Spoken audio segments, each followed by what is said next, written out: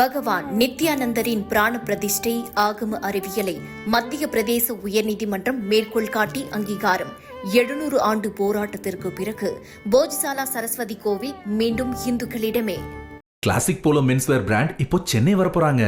Retail franchisee பிசினஸ்ல invest பண்ண இன்ட்ரெஸ்டடா இருக்கிறவங்க கால் பண்ணுங்க 9363393633.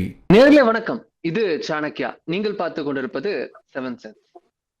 தாய் வழி வந்த தங்கங்கள் எல்லாம் ஓர் வழி சென்று நின்றிருக்கிறார்கள். அது நாளை நமதாகிறதா அப்படின்னு அவர்கள் கனவு காண்கிறார்கள். இப்படி நடக்க இருக்குது அப்படின்றது ஒரு புறம் டெவலப்மெண்டாக வந்து நிற்கிறது. இதுல ஒரே ஒருத்தர் மட்டும் என்ன செய்ய போகிறார் என்ற கேள்விக்குறி வந்து நிற்கிறது. அடுத்ததா பார்த்தோம்னா பல திருப்பங்களுடன் பிரதமர் நரேந்திர மோடியை சந்தித்திருக்கிறார் முதல்வர் விஜய். என்ன நடந்திருக்கிறது அப்படின்ற தகவல்களும் நமக்கு ஆர்வத்தை கூட்டுகிறது. இப்படி பல விஷயங்கள் நடந்திருக்கிறது. பின்னணி கதைகள், பின்னணி சம்பவங்கள் என்னென்ன நமக்கு விளக்க இருக்கிறார் நமது ஆசிரியர் அவர்கள். இணைய வழியாக இணைந்திருக்கிறார். வணக்கம் சார். முதல் விஷயமா நம்ம பார்க்க இருப்பது சமரசமான வேலுமணி எடப்பாடி தரப்புகள். மொத்தம் 47 எம்எல்ஏ, இந்த பக்கம் 25 எம்எல்ஏ, இந்த பக்கம் 22 எம்எல்ஏன்னு நமக்கு கணக்கு போட வச்சுட்டு இருந்தாங்க. எப்படி விஜய் அவர்கள் ஆட்சி அமைப்பதற்கு முன்னால் நம்மை கணக்கு போட வைத்தார்களோ அதே போல யார் பலம் வாய்ந்தவர்கள் என்ற கணக்கு போட வைத்தார்கள். அது எங்க ஒரு 30ன்ற சீலிங்க தொடலையோ அப்பவே நம்ம எல்லாம் கேள்வி எழுப்பினோம். ஒருவேளை இத ஆயிருக்குமா சார்? நானே உங்ககிட்ட நிறைய கேள்வி எழுப்பினேன். இது is set back for Velumani and co அப்படின்னு. இந்த இடத்துல அது வந்து நின்றுக்கிறது. எப்படின்னா 5 எம்எல்ஏக்கள் இந்த பக்கம் போனார்கள், இபிஎஸ்க்கு ஆதரவு தெரிவித்து விட்டார்கள். 4 எம்எல்ஏக்கள் ராஜினாமா செய்து விட்டார்கள் அப்படின்னு நிற்க, இப்போது வேலுமணி உடன் எல்லா எம்எல்ஏக்களும் இபிஎஸ் அவர்களுடன் சமரசமாக இருக்கிறார்கள். ஒருவரை தவிர திரு சி வி சண்முகம் மட்டும் வெளியே இருக்கிறார். அவர் என்ன செய்யப்படுறார் என்ற கேள்வி இருக்கிறது. முதலில் இந்த சமரசமாக இருக்கக்கூடிய இந்த விஷயம், இரு தரப்புகளும் சேர்ந்திருப்பது, இந்த வந்திருக்கக்கூடிய விஷயம், இது எப்பேற்பட்ட டெவலப்மெண்ட்? இது 2-3 செய்திகளை சொல்கிறது. ஒன்று, திரு எடப்பாடி பழனிசாமி அதிமுக பொறுத்தவரை சரியாகவே சிந்தித்து வருகிறார் அப்படிங்கிற ஒரு விஷயம். திரு ஓபிஎஸ் அவர்களை புறக்கணித்தார். அவர் புறக்கணிக்கப்படுகிறார் என்ற கடுமையான விமர்சனம் திரு இபிஎஸ் விழுந்தது. இறுதியில் அவர் திராவிட முன்னேற்ற கழகத்தில் போய் சேர்ந்த போது திரு இபிஎஸ் சரி என்றாகிவிட்டது. திரு செங்கோட்டையன் அவர்களை புறக்கணித்தார். திரு செங்கோட்டையன் அவர்கள் ஓரங்கட்டப்படுகிறார் அப்படிங்கிற விமர்சனம் வந்தது. ஆனா திரு செங்கோட்டையன் அவர்கள் தாவே கலப்பை இணைந்தார்.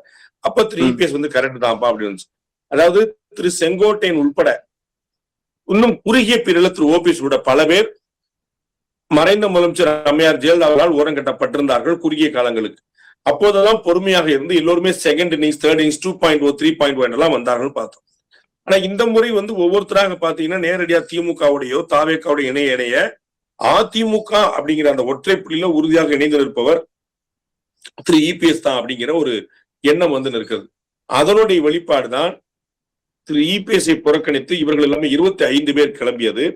அதில் அமைச்சரவை கிடைக்கும் என்று எதிர்பார்க்கப்பட்ட போது அத்தனை பேரும் அன்று மாலை வரை காத்திருந்து அவர்களுக்கு அமைச்சரவையில் பங்கு கிடையாது என்பது அவர்களுக்கே தெரியாமல் இருந்து அவர்கள் மாறி மாறி பேச்சுவார்த்தை நடத்தி கொண்டே இருந்து கடைசியில் அமைச்சரவையில் அவர்கள் பேர் இல்லாமல் இருந்து முதல் நாள் இரவு நாம எக்ஸ்க்ளூசிவ் செய்தி வந்தோம். நாளை பதவி ஏற்புல ஐயுஎம்எல் கிடையாது, விடுதலை சிறுத்தைகள் கிடையாது, அதிமுக கிடையாது, இவங்களுடைய தாவேக்காவுடைய ஆட்கள் மட்டும்தான் கலந்துக்கிறாங்க அப்படிங்கிற போட்டிருந்தோம். அந்த மாதிரி ஒரு தெளிவாக நிதானமாக ரொம்ப கவனமாக அவர் முன்னெடுத்து செல்கிறார் திரு விஜய் அவர்கள் பொலிட்டிக்கலா அப்படிங்கிற பாக்கணும். அப்ப ஒரு பெரிய செட்பேக் திரு சி வி சண்முகம், திரு வேலுமணி தரப்பினருக்கு ஏற்பட்டது. அதுலயுமே கூட நாம ஏற்கனவே குறிப்பிட்டிருந்தது போல சி வி சண்முகம் தரப்புலேயே ஒரு 15 பேர் வரைக்கும் ரெடியா இருக்கிறாங்க. அந்த தரப்பையும் உடைச்சிட்டு தாவேக்கா பக்கம் சேர்க்கறதுக்கு இப்போ வரைக்கும் நம்ம கண்கூடா பார்த்திருக்கிறோம். 4 பேர் ராஜினாமா செய்து விட்டார்கள், சமாதானம் கொடுத்து விட்டார்கள். முதலமைச்சர் விஜயை பார்க்கவில்லை, மறந்துட வேண்டாம். முதலமைச்சர் விஜயை அவர்கள் சந்திக்கவில்லை. மாறாக திரு ஆதவ் அர்ஜுனாவையோ திரு ஆனந்த் அவர்களையோ அமைச்சர் பெருமக்களை சந்தித்து விட்டு தாவேக்காவில் இணைந்திருக்கிறார்கள் பார்க்கிறோம். மரகதம் குமரவேலிருந்து இசக்கி சுப்பையா வரை ஆமா அத்தனை பேருமே இணைஞ்சிருக்காங்கன்னு பாக்குறோம். இவர்கள் யாருமே ஜெயலலிதா பாணியில் ஜெயலலிதா அவர்களை எப்படி யாரும் சுலபமா சந்திக்க முடியாதோ அதே போல ஜெயலலிதா அவர்கள் பாணியிலேயே அவங்க சந்திக்க முடியாம திரு ஆதவ் அர்ஜுனா அல்லது திரு ஆனந்த் அவர்கள் தான் சந்திக்கிறான்னு பாக்குறோம். அப்ப 25 பேர் இருந்தாங்க. அதுல 4 பேர் ராஜினாமா பண்ணிட்டாங்க. ஒருத்தர் திரு சி வி சண்முகம் நீங்க குறிப்பிட்ட போல பார்க்காம இருக்கிறாரு. மிச்சம் இருக்கக்கூடிய 20 பேர் பார்த்திருக்காங்கன்னு பாக்குறோம். இதனால திரு இபிஎஸ் அவர்கள் செய்தது சரி, அவருடைய நிலைப்பாடு சரி என்று ஆகிவிட்டது. ஒண்ணு. அதே சமயம் அதிமுக ஒருங்கிணைந்து விட்டதுன்னு சொல்ல முடியாது. இந்த அன்சர்டனிட்டி கண்டினியூஸ், அந்த ஒரு நிலையற்ற தன்மை தொடர்கிறது. இப்போதைக்கு என்ன செய்வது என்று தெரியாமல், அல்லது இந்த தருணத்தில் எந்த விதமான அண்டர்ஸ்டாண்டிங்கும் முடியாமல் இப்ப நம்ம இதை அவசரப்பட்டு பண்ணினேன்னா, நேத்தே திரு எஸ்.ஐ.கி. சுப்பியா இணையும் போதே நமக்கு சொல்லப்பட்டது இன்று 7 பேர் இணைகிறார்கள் சொல்லப்பட்டது. ஆனா திரு எஸ்.ஐ.கி. சுப்பியா தனியா தான் இணைஞ்சாருங்கிற பார்த்தோம். அப்ப 7 பேருங்கிற நம்பரை அவங்க தெரியாம சொல்லியிருப்பாங்கன்னு எதிர்பார்க்கறதுல, அது ஏதோ ஒரு காரணத்தினால முடியல அப்படின்னு நம்ம புரிஞ்சுக்கிறோம். அப்ப இன்னமும் பல பேர் ஒரு சர்டைன் ஒரு பொசிஷன்ல தான் இருக்கிறாங்களே தவிர அதிமுக ஒருங்கிணைச்சுன்னு சொல்ல முடியாது. நமக்கு கிடைத்திருக்கிற தகவல் படி அது உடைந்த கண்ணாடி ஒட்ட வைக்கப்பட்டிருக்கிறது, கண்ணாடி ஒட்டி இருக்கிறது, விரிசல் தெளிவாக தெரிகிறது. இதுல சி.வி. சண்முகம் மட்டும் வெளியே இருக்கிறார். அவரு என்ன பண்ண போறார் அப்படின்ற கேள்விக்குறி இருக்கிறது. ராஜினாமா செய்ய கூட வாய்ப்பு இருக்கு அப்படின்னு தகவல்கள் வருகிறது. இது என்ன மாதிரி நகர்வை நோக்கி இந்த நகர்வுகள் செல்கின்றன? எதை நோக்கி இது நகர்கிறது? திரு சி.வி. சண்முகம் மிகவும் உணர்ச்சி வசப்படக்கூடியவர் அப்படிங்கிற நம்ம பார்த்திருக்கிறோம். எந்த ஒரு ஸ்டாண்ட் எடுத்தாலும் எக்ஸ்ட்ரீம் ஸ்டாண்டா எடுப்பாருங்கிற நம்ம பார்த்திருக்கிறோம். திருமதி சசிகலாவுக்கு எதிரான நிலைப்பாடும் சரி, திரு ஓபிஎஸ்க்கு எதிரான நிலைப்பாடும் சரி, இன்னைக்கு திரு இபிஎஸ்க்கு எதிரான நிலைப்பாடும் சரி, அவர் எப்பவுமே ஒரு எக்ஸ்ட்ரீம் ஸ்டெப் தான் எடுத்திருக்காருன்னு பார்க்கிறோம். ஆனால் திரு இபிஎஸ் அவர்கள் எப்போதுமே திரு சி.வி. சண்முகத்துக்கு ஆதரவான நிலைப்பாடு தான் எடுத்திருக்காருங்கிறே பார்க்கிறோம். கடந்த முறை 2021 சட்டமன்ற தேர்தலில் திரு சி.வி. சண்முகம் தோல்வியுற்ற பிறகும் கூட அவருக்கு மாநிலங்களவை உறுப்பினர் பதவி தந்தார். ஒரு சீட்டு சி.வி. சண்முகத்துக்கு கன்ஃபார்ம், 2வது சீட்டுக்கு யாருன்னு பேசுங்கன்னா இபிஎஸ் ஓபிஎஸ் விரிசல் உச்சத்துல இருந்த கடை நடந்துச்சு. ஒரு சீட்டு சி.வி. சண்முகத்துக்கு, இன்னொன்னு ஜெயக்குமாரா இல்ல இன்னொரு வரும்போதுதான் அங்க தர்மர் தேர்வு செய்யப்பட்டார். ஆமா. சோ ஒரு சீட்டு சி.வி. சண்முகத்துக்கு அப்படிங்கிறதுல திரு இபிஎஸ் உறுதியா இருந்தா பார்க்கிறோம். அந்த மாதிரி அவர் தெளிவா இருந்திருக்கிறாரு. நம்ம திரு எடப்பாடி பழனிசாமி அவருடைய இல்லத்துல போய் சந்திச்ச 6 பேர்ல ரொம்ப முக்கியமான திரு சி.வி. சண்முகம். அப்ப அவர் கடுமையா பேசி இருக்கிறார் நிறைய விஷயத்த. ஜெயலலிதா அவர்களுக்கு இல்லாத எதிர்ப்பா, நான் எதிர்க்காத விஷயங்களா, எல்லாம் நாங்க எல்லாருமே ஒண்ணுமன்னா இல்லையா அப்படின்னு சொல்லிட்டு இருக்க, இவர் சேர்க்க முடியாதுங்க அப்படின்னு ஓபிஎஸ்ஐயோ சசிகலாவையோ டிடிவியோ சேர்க்க முடியாதுன்னு திரு இபிஎஸ் ரொம்ப கவனமா உறுதியாக இருந்தார். அதனால இந்த முறையும் உணர்ச்சிப்பட்டுதான் இருக்கிறார். இப்போதைக்கு தகவல்கள் அவர் இன்னும் முடிவெடுக்கவில்லை என்று தெரிவிக்கின்றன. சிலர் அவர் தாவேக்காவில் இணைகிறார் என்கின்றார்கள், சிலர் அவர் மீண்டும் திரு எடப்பாடி பழனிசாமி தலைமை ஏற்கிறார் என்கிறார்கள். நாம புரிந்து கொள்ளக்கூடிய தகவல் என்னன்னா, அவர் இவ்வளவு தூரம் ஸ்ட்ராங்கா ரொம்ப சமீபத்துல சொன்னாரு அப்படிங்கறனால அதுக்கு ரெண்டுக்கு இடையில ஒரு பேட்ச் ஒர்க் தேவைப்படுது. திரு எடப்பாடி பழனிசாமியே ஒரு ஸ்டெப் அஹெட் முன்னாடி என்னுடைய அருமை சகோதரர் திரு சி.வி. சண்முகம் அவர்கள் எப்பயுமே அப்படிதான் இருக்கிறவர், அது ஒன்றும் குழப்பம் இல்லை அப்படின்னு ஒரு ஸ்டெப் முன்னாடி வந்தார். உங்களுக்கு நினைவுல இருக்கும், திரு டிடிவி தினகரனும் திரு எடப்பாடி பழனிசாமியும் ஒருங்கிணைந்த போது ஒரு பிரஸ் மீட்ல வச்சு கேட்கும் போது ரொம்ப அழகா டீல் பண்ணாருங்கிற பார்த்தோம். நீங்க போய் மதிமுகவையும் காங்கிரஸையும் விடுதலை சித்திரம் போய் கேளுங்க, திமுக ஏன் சேர்ந்திருக்காங்கன்னு எங்களை போய் கேட்கறீங்க அப்படின்னு சொல்லி டீல் பண்ணாரு. அந்த மாதிரி ஒரு ஸ்டெப் முன்னாடி திரு எடப்பாடி பழனிசாமி வைத்தார் என்று சொன்னார். திரு சி.வி. சண்முகம் எந்த தயக்கம் இல்லாம வந்துருவார். ஏன்னா இப்ப அவர் தனியா இருக்கிறார். அவரும் இசக்கி சுப்பையாவும் மரகதம் குமரவேலும் மற்றவர்களும் ஒன்று அல்ல. அதனால அவருக்கு கட்டாயமா யூனிக்கான ஒரு போர்ஸ் இருக்கு, ஒரு பேக்ரவுண்ட் இருக்கு. துரதிருஷ்டவசமாக அவருடைய ஏரியால வேற யாரும் பெரிதாக வெல்லவில்லை அதிமுக இருந்தே. அப்ப ஒரு சின்ன ஒரு செட்பேக்கும் இருக்கத்தான் செய்கிறது. அதனால அவர் ஒரு போட்டு இறங்கி திரு எடப்பாடி பழனிசாமியை தலைமையை ஏற்பதாக உறுதியளித்து திரு எடப்பாடி பழனிசாமி ஒரு ஸ்டெப் பெருந்தன்மையாக அதனால என்னங்க அப்படின்னு வந்தாங்கன்னு அது சரியாகும். ஆனால் திரு சி.வி. சண்முகம் என்ன செய்தாலும் அதிமுகவில் இன்று இருக்கக்கூடிய விரிசலே.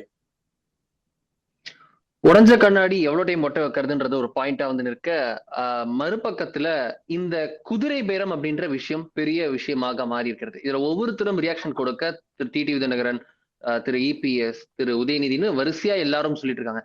இன்னைக்கு அன்புமணி அவர்கள் ஒரு பிரஸ் மீட்ல சொல்கிறார், தாவேக அரசு செய்து வருவது ஒரு ஜனநாயக படுகொலை.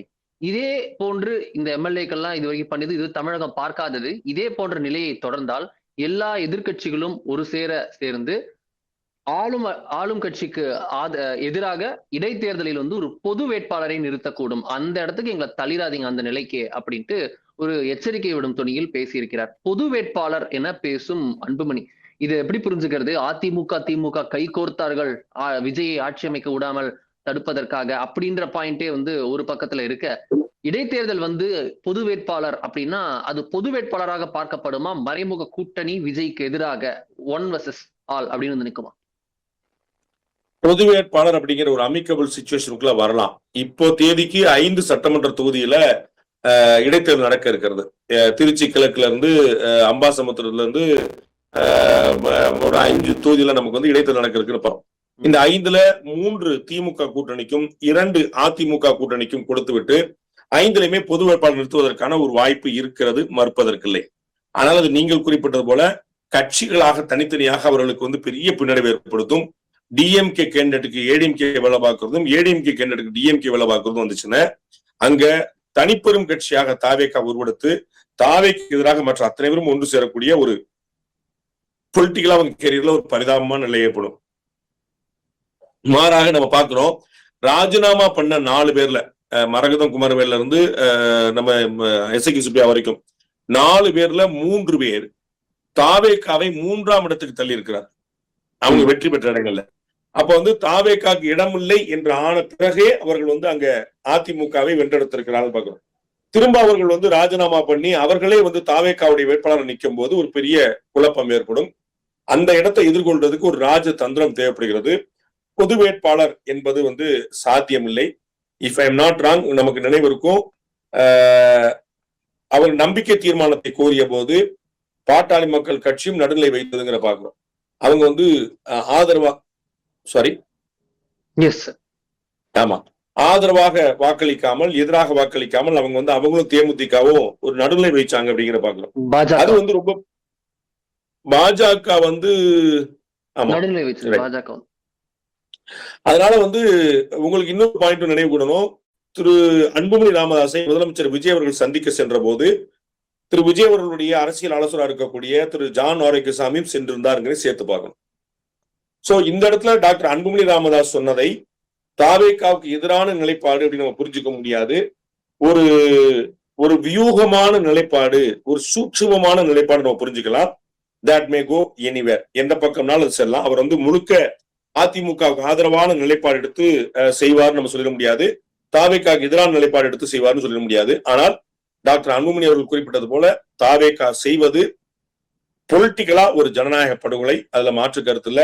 அவர் ஒரு தூய சக்தி என்று சொல்லி பல கட்சிகள் செய்யாததை நாங்கெல்லாம் செய்வோம்னு சொல்லிட்டு எல்லா கட்சிகளும் என்ன செய்தனவோ அதைத்தான் செய்து கொண்டிருக்கிறாங்க பாக்குறோம். In what way they are different from existing Dravidian parties அப்படிங்கிற முக்கியமான கேள்வி எழுகிறது. அந்த கேள்விக்கான பதில் அப்படியே தொடர்கிறது, எந்த வித்தியாசமும் இல்லை என்ற அடிப்படையிலேயே. ஓகே சார், இதுல 2 கொஸ்டின் வந்து இருக்கிறது. ஒன்னு பார்த்தோம் அப்படின்னா, விசிக வந்து அமைச்சரவையில் இணைந்ததால் பாமக ஒரு நியூட்ராலிட்டி அப்படின்ற பொசிஷன் வந்து அக்ரஷன் நோக்கி நகர்கிறாளா? தாவேகா அரசை வந்து நேரடியாக கொஸ்டின் கேட்கிறாங்களா, அந்த இடத்துல கார்னர் பண்ண நினைக்கிறாங்களா, பொது வேட்பாளர் என்ன எச்சரிக்கிறார்களா அப்படின்ற டோன் வந்து நிற்கிறது. ஒரு மைல்டு அக்ரஷன் தெரிகிறது. இன்னொரு கொஸ்டின் பார்த்தோம் அப்படின்னா, இந்த இடத்துல வந்து அவர் பேட்டியில இன்னொரு இடத்துல சொல்கிறார், ஸ்டாலின் அவர்களை வந்து சேகர் பாபு அவர்களும் KN நேரு அவர்களும் ஏமாத்திட்டாங்க, அவருக்கு தவறான தகவலை சொல்லி ஏமாற்றிருக்கிறார்கள்னு. அப்போ வந்து இந்த இடத்துல ப்ரோ ஸ்டாலின் ஒரு நிலைமையை எடுத்து நகர்ந்து அடுத்த தேர்தலில் திமுக கூட்டணியில் போய் சேர்ந்து நகர்கலாம். ஏன்னா விசிக இப்ப அங்க இல்ல, மற்ற கூட்டணி கட்சிகள், சோ பெரிய ஸ்பேஸ் இருக்குன்றப்போ அந்த ஆப்ஷனை எக்ஸ்ப்ளோர் பண்ண பாமக குறிப்பா திரு அன்புமணி அவர்கள் விரும்புகிறார். அதற்குதான் பொது வேட்பாளர் என்ன சொல்கிறார்.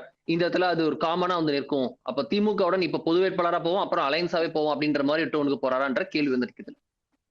வழக்கம் போல நீங்க ரொம்ப அட்வான்ஸா திங்க் பண்றீங்க.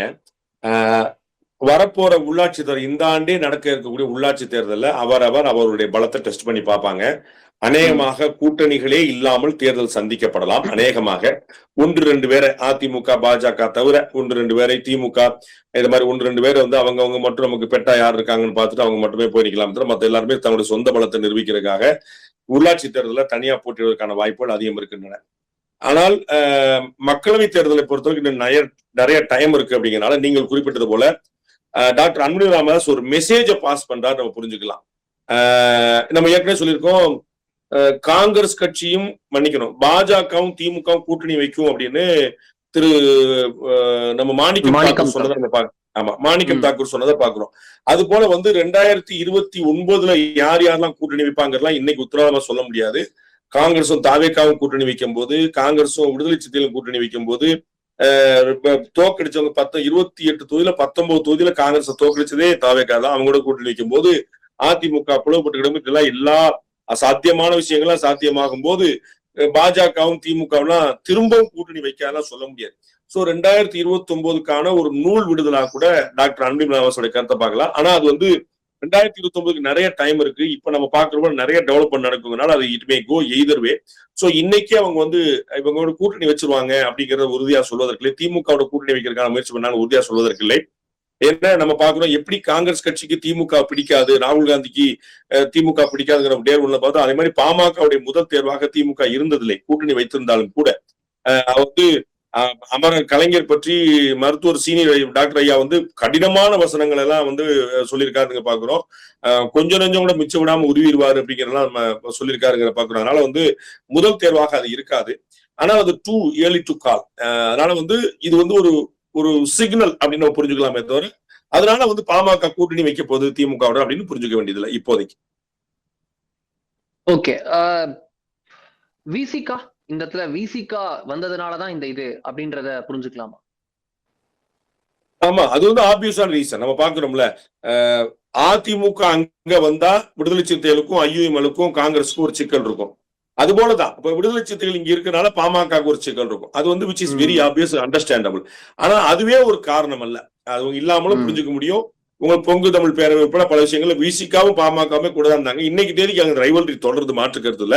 அதனால தாவேகா கூட அவங்க போக முடியாத நிலைமை இருக்குது. அதனாலதான் உங்களுக்கு ஏற்கனவே சொன்ன போல ஜான் நேராவே போய் நின்று பார்த்தாங்க. அப்ப வந்து அன்னைக்கு தேதிக்கு they were exploring every other option. ADMK உடைக்கிறது, திமுகவுடைய பழைய கூட்டணியை சேர்க்கிறது, பாமக திமுக உள்ளிட்ட கட்சிகளை சேர்க்கிற மாதிரி பல ஆப்ஷன்ஸ் எக்ஸ்ப்ளோர் பண்ணி பார்த்தாங்க.